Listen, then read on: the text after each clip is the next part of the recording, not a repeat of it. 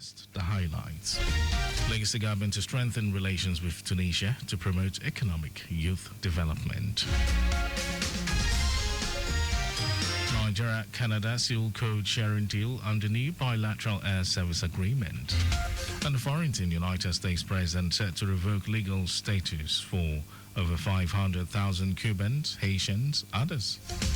And foreign Confederation of African Football hails Osimhen, Lookman's display in Super Eagles World Cup qualifier victory against Rwanda.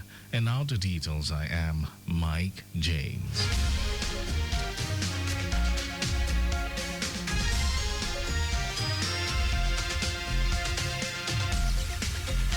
The Legacy government is committed to strengthening bilateral relations with Tunisia to promote economic and youth development, social cultural ties, tourism, as well as political diplomacy, among other initiatives that will foster the growth of the state. Governor Sanwo-Olu said this when he received the ambassador of Tunisia to Nigeria, Mohan Antit, who led a delegation to pay him a courtesy call at the Lagos House, Ikeja. He restated the commitment of the state government to improve, deepen, and identify common areas of engagement for the promotion of commercial, economic, and cultural centers that can make Lagos a driving force in its exploit for the benefit of Lagosians. The governor said by deepening its ties with Tunisia, the Legacy government sought to create a mutually beneficial partnership that drives growth, development, and prosperity for the state and its people. It would be a problem at all as into exchanging, bilateral ties and understanding each other, especially on the cultural side, better. You've said it and you've explained it, over and over.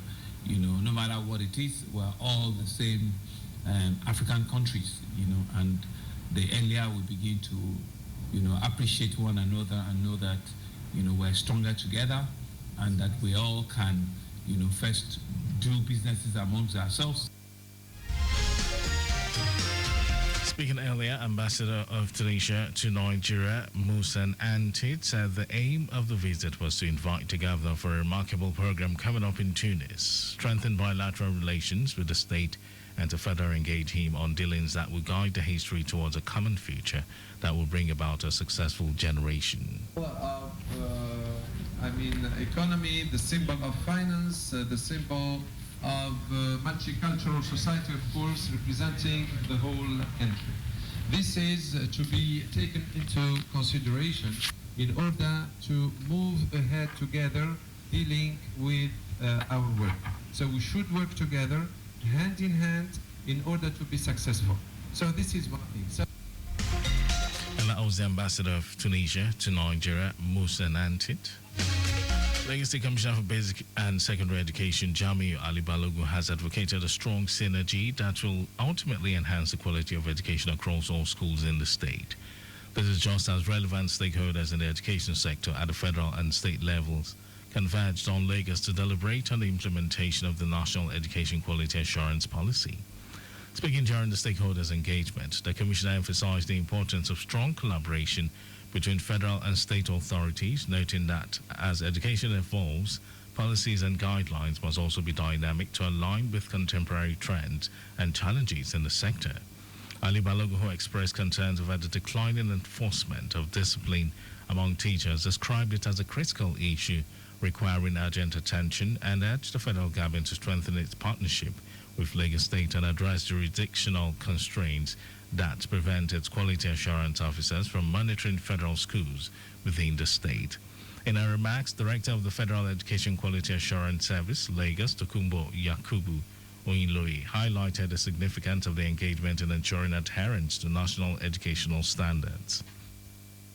She acknowledged that the National Education Quality Assurance Policy had been revised in the year 2023, but the implementation has not been widespread. The Maternal and Reproductive Health Collective, the evaluation partner for the Lagos State Primary Healthcare Board digitization project, has successfully hosted a dissemination meeting to present the midline evaluation findings of the ongoing project. The event, which brought together key stakeholders from across the health sector, aims to assess the progress of the digitization initiative to strategize for its future sustainability and expansion. The meeting focused on three key areas, which are presenting key findings from the midline evaluation, including the project's impact, successes, and challenges, gathering stakeholder feedback to enhance the effectiveness of the digitization initiative, and exploring strategies for sustaining and scaling a digital-enabled PHC system in Lagos. In his address, Permanent Secretary, Lagos State Primary Healthcare Board, Ibrahim Mustafa, emphasized the importance of digitization in primary healthcare. Mustafa also highlighted the state's commitment to expanding the initiative beyond the 100 selected primary healthcare centers, ensuring its continued growth and impact across Lagos.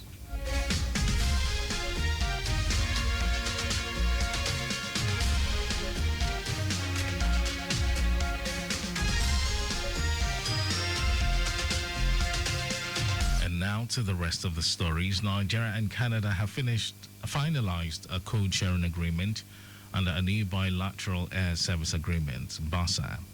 Minister of Aviation and Aerospace Development, Festus Keyamo, revealed this in a statement on his official X account, saying the deal is aimed at facilitating air connectivity and passenger convenience between the two countries.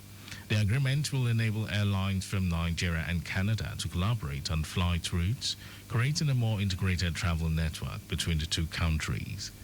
Keyamo stated that he had signed the agreement on behalf of the Federal Republic of Nigeria during the formal signing ceremony in Abuja on Friday.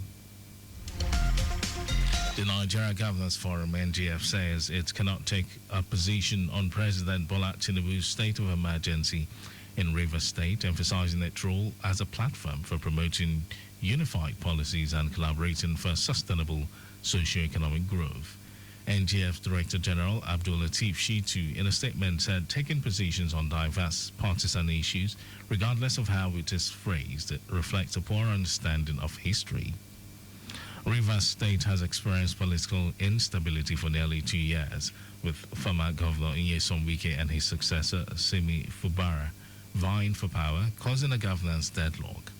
The NGF urged the public and media to be understanding, expressing confidence that the right platforms and crisis management measures will be addressed any such issues.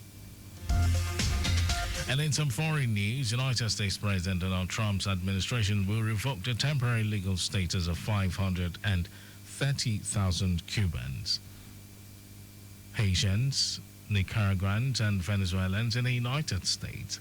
And this was according to a Federal Register notice on Friday, the latest expansion of its crackdown on immigration. The move, effective April 24, cut short a 2-year parole granted to the migrant under former President Joe Biden that allowed them to enter the country by air if they had U.S. sponsors. Trump, a Republican, took steps to ramp up immigration enforcement after taking office, including a push to deport record numbers of migrants in the U.S. illegally.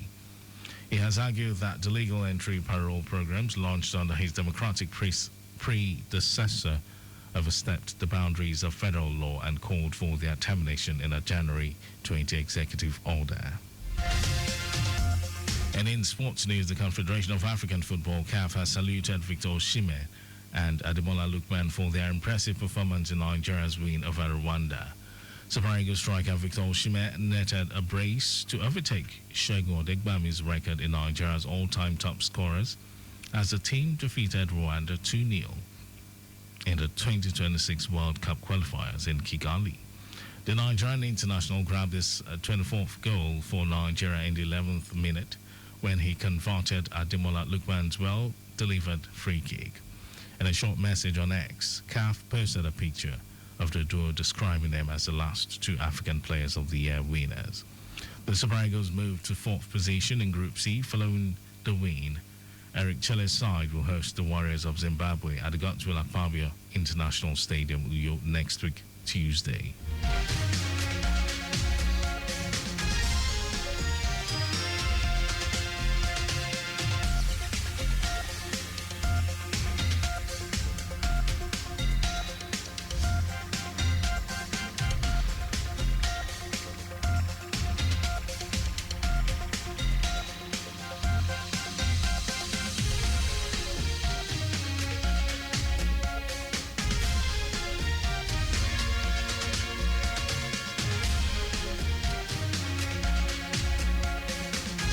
our news at 10. Just before we go, stay alive. Make use of pedestrian bridges where available. You can follow us and like all our various social media platforms on X, Traffic Radio 961, Facebook, Lagos Traffic Radio 96.1 FM, Instagram, Lagos Traffic Radio 961.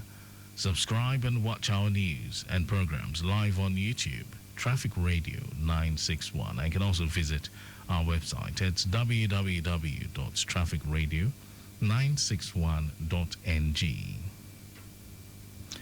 Did you know that the Sanwo-Olu administration empowered over 1,000 residents at the third phase of the Mega Empowerment Program? Well, you can get more details on the Legacy Government website and to end the news. Here are the highlights of the major stories. The Legacy Government is committed to strengthening bilateral relations with Tunisia to promote economic and youth development, socio-cultural ties, tourism, as well as political diplomacy, among other initiatives that will foster the growth of the state.